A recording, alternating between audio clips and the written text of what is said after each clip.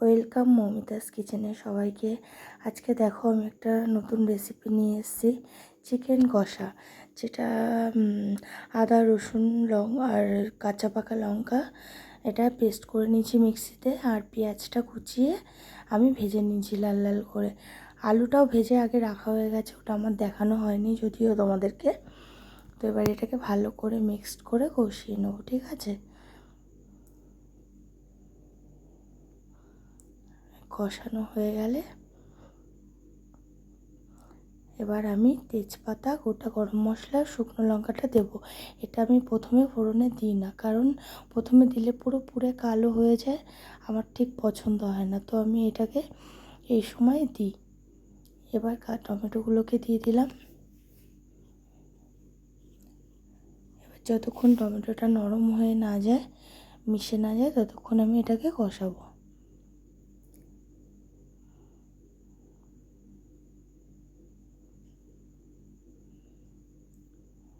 তো এই হচ্ছে আমার রান্নাঘর।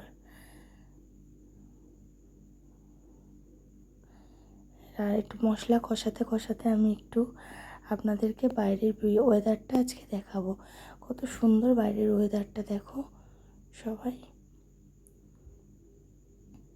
এবার আলুগুলো দিয়ে দেবো। যেহেতু আমি আজকে চিকেনটা কষা কষা করবো, খুব একটা জল দেবো না। তো আগের থেকে মশলার সাথে একটু ফ্রাই করে নিচ্ছি, না হলে অল্প পরিমাণ জল দেবো বলে গলবে না। আর এখন আমি লেবুটা কেটে মাংসে মাখিয়ে নেব, যাতে মাংসের একটা হালকা স্মেল আসে না চিকেনের, সেই গন্ধটা যাতে না আসে। তো দেখো ভালো করে মাখিয়ে নিলাম। এবার আস্তে আস্তে মাংসগুলোকে আমি ওই কষানো মশলা আর আলুর মধ্যে দিয়ে দেবো।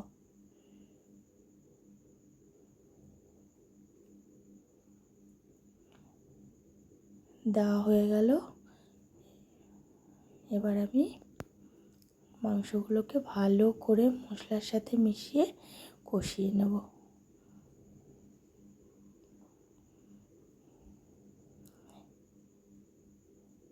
এটা আমার প্রথম করা ভিডিও, তো যদি কোনো ভুল ত্রুটি হয়ে থাকে আপনারা আশা করি কমেন্টে আমাকে সেটা বলবেন। আমি সেটা ঠিক শুধরানোর চেষ্টা করব, কারণ আমি প্রথম ভিডিও, এটা আমি ঠিকঠাক বলতে পারছি কি না আমি সঠিক জানি না। তো আপনারা পাশে থেকে সাপোর্ট করবেন। এবার আমি হলুদ গুঁড়োটা দিলাম। এবার একটু কাশ্মীরি লঙ্কার গুঁড়ো দিয়ে দেবো কালারের জন্য।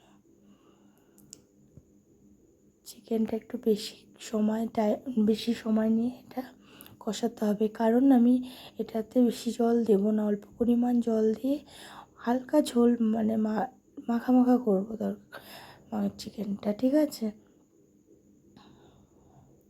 খুব বেশি জল দেব না।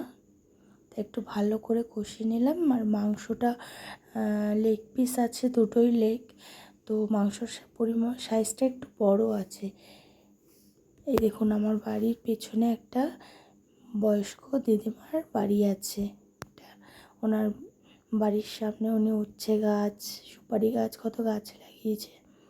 রান্না করতে করতে আপনাদের দেখিয়ে দিলাম। মাংসটা প্রায় কষে এসছে, আর কিছুক্ষণ হলে তেলটা দেখুন বেরিয়ে এসছে।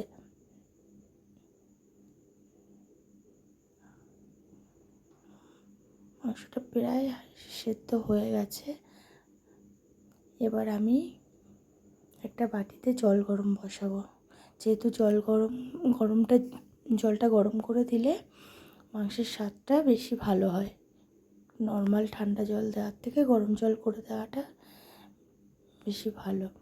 এবার আমি ঢেকে দেবো কিছুক্ষণের জন্য, যাতে আলুটা মাংসটা পুরোপুরি সেদ্ধ হয়ে যায়।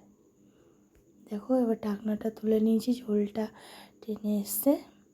এবার একটু ভালো করে মিশিয়ে নেব।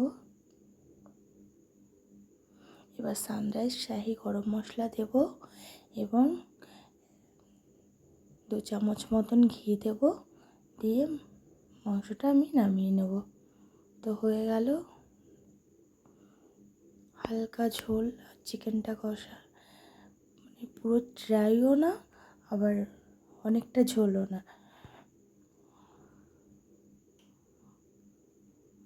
সবাই জানিও কমেন্ট করে আমার রান্নাটা কেমন লাগলো। আশা করি যদি আপনাদের ভালো লাগে, তো আমি নেক্সট আরও ভিডিও, বিভিন্ন ধরনের নানা নিত্য নতুন রকমের ভিডিও বানিয়ে আপনাদের দেখানোর চেষ্টা করব। হয়ে গেছে আমার চিকেন রান্না।